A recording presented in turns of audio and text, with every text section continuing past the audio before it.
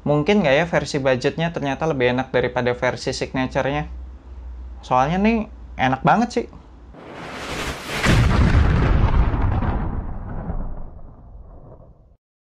Halo Abas di seluruh Indonesia, balik lagi sama gue Fredly Brainwash di Anak Basket Channel. Dan di video kali ini gue mau ngebahas performance review Adidas Harden Step Back 2. Start dari traction, ini baik di lapangan indoor maupun di outdoor bekerja dengan sangat baik. Tentunya lebih baik di indoor pastinya, kalau di outdoor kan lebih berdebu ya. Jadi lebih ada slip-slipnya dikit, tapi tetap sih menurut gue masih bisa diandalkan pola traction yang kayak kulit kacang ini. Ya kan, dari jauh kayak kulit kacang ya.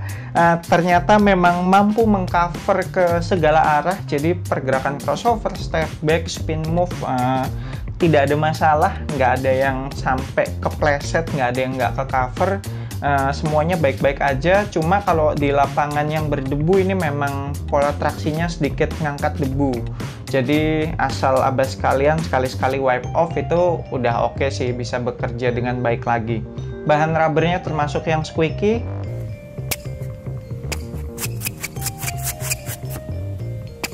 Heel to toe transitionnya juga cukup smooth, masih enak buat diajak main cepet. Sepatu ini kalau Abas kalian lihat, meskipun bagian dasarnya agak flat, tapi di pinggiran-pinggirannya itu tidak bersudut, semuanya itu rounded, sehingga membuat kita leluasa untuk bergerak ke segala arah.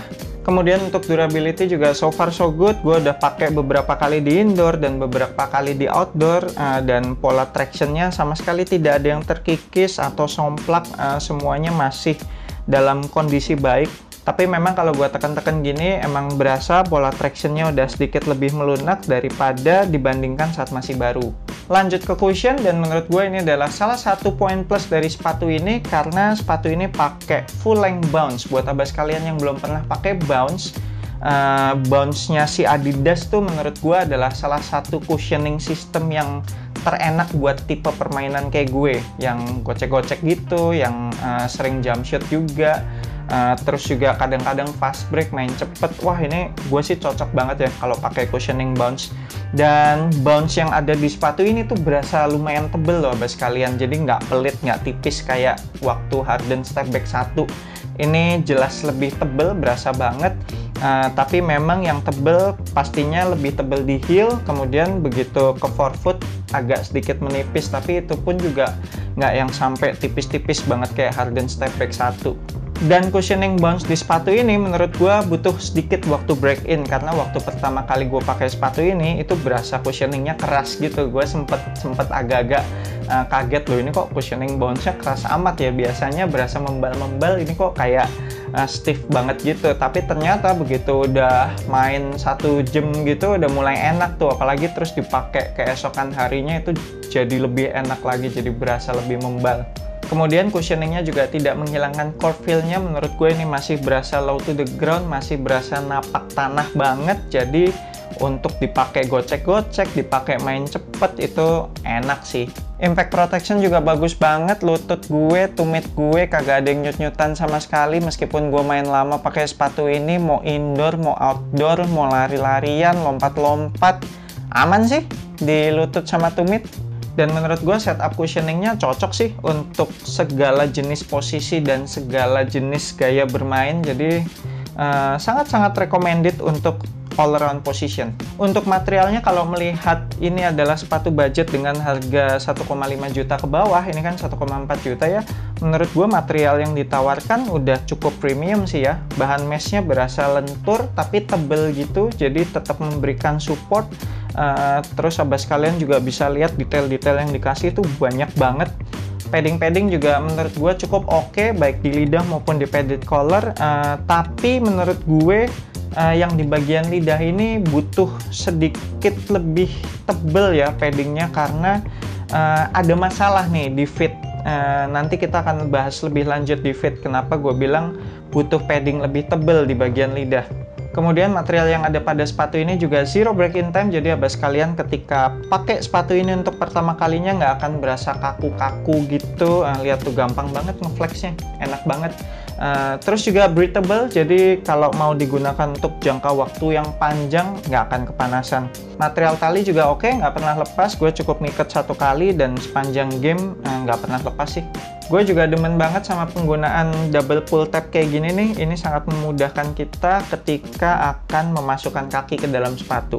Lanjut ke fitnya, kalau gue sepatu-sepatu Adidas itu rata-rata selalu turun setengah size dari sepatu Nike gue. Jadi kalau sepatu Nike gue pakai 43, Adidas gue selalu pakai 42 2/3, atau kalau ngelihat US-nya 9,5 di Nike, kalau di Adidas gue pakai US 9. Jadi ya itu rekomendasi gue, turun setengah dari size Nike kalian atau true to size apapun size yang kalian pakai seperti biasa di sepatu Adidas. Dan gue suka banget sama fitnya, jadi bener-bener ngepas banget, hampir tidak ada ruang kosong di toe. Ujung jempol gue juga ya udah pas di ujung sepatu situ, kanan kirinya juga udah pas. Wah gila deh, bener-bener gue suka sih, ini fitnya meluk banget nih. Nah kalau yang buat kakinya lebar harus upsize deh, udah pasti harus upsize, karena gue udah cobain sepatu ini ke Toby kan memang kakinya lebar dan nggak masuk sih, kata dia gila nih sakit banget, bener-bener ngepres, padahal biasanya dia pakai Adidas juga US 9 atau Euro 42 2/3 sama kayak gue, tapi khusus buat sepatu ini doi harus upsize. Kemudian ada sedikit masalah di bagian heelnya, jadi entah kenapa ya gue juga sering dapet sepatu Adidas tuh bermasalah di bagian heel gue suka molos-molos gitu loh bagian belakang kaki gue. Entah apa dia kelebaran ya bikinnya, atau karena heel counternya kurang tinggi atau kurang padding kali ya, jadinya suka molos-molos gitu. Tapi kalau gua kencengin tali sepatunya bener-bener kenceng, itu aman sih, jadinya lebih nggak molos-molos. Nah itulah kenapa tadi gua bilang sepatu ini butuh padding yang lebih tebal di bagian lidah, karena gue bener-bener mesti ngencengin banget tuh, dan itu berasa sedikit ngeganjel sih di bagian pergelangan kaki depan. Itu aja sih masalahnya. Terakhir, supportnya juga nggak ada masalah ya, bagian depan ke support dengan baik, stop and go, jab step, step back, ya namanya emang step back sih ya, jadi udah pasti ke support. Keterlaluan sih kalau namanya step back tapi pas kita step back nggak berasa ke support, ganti nama aja nih sepatu. Untuk support bagian samping ini sih perfect banget, udah ada 2 kain nilon nih yang di depan nih yang menghubungkan ke lacing system, jadi ketika talinya dikencengin ini juga bakalan nge-support bagian kaki samping tapi yang agak ke depan, terus yang agak ke belakang ini ada bahan synthetic leather, terus ada punch hole-nya, jadi ketika tali yang berarti ini deretan ketiga dan keempat ini ditarik, jadi si bahan synthetic leather-nya ini juga akan memperkuat support bagian samping. Jadi bener-bener wow, udah ini bagian sampingnya perfect banget, ini disupport dengan baik sekali. Support di heel juga udah maksimal banget, udah ada internal TPU heel counter di dalam, terus juga di luarnya ada TPU heel cup lagi yang ada logo Harden-nya ini, bikin keren sih ini ya TPU heel cup-nya, tapi juga sekaligus jadi ini seakan-akan double heel counter, jadi maksimal banget deh.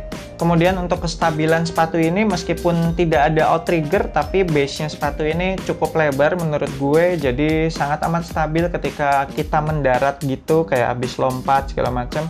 Itu gue nggak berasa oleng sih, bener-bener enak lah buat dipakai untuk jump shoot. Jadi sepatu ini bener-bener cocok buat gocek-gocek, iya, buat layup oke, buat fast break, buat jump shoot, bener-bener all around position sih menurut gue nih sepatu. Oke, sekian performance review gue untuk sepatu Adidas Harden Stepback 2 ini. Menurut gue sepatu yang sangat worth it dengan harga 1,4 juta.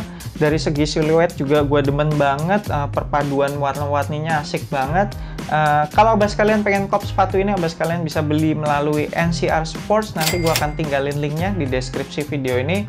Jangan lupa pakai kode Asupan Basket pada saat mau check out supaya abas kalian bisa dapat free ongkir up to Rp50.000. Dan terakhir gue lihat sih sisa 3 colorway dan tiga-tiganya keren sih. Ada yang hitam merah emas gitu, terus juga ada yang orange, wah itu keren sih yang orange, terus sama ada yang hijau stabilo gitu ya, apa kuning stabilo gitu deh. Thank you banget udah nonton video ini. Jangan lupa support Anak Basket Channel supaya gue makin semangat bikin konten-konten selanjutnya dengan subscribe, like, share, and comment. I'm Fatty Brainwash. Sampai jumpa di video berikutnya. Semoga asupan basket Anda minggu ini cukup.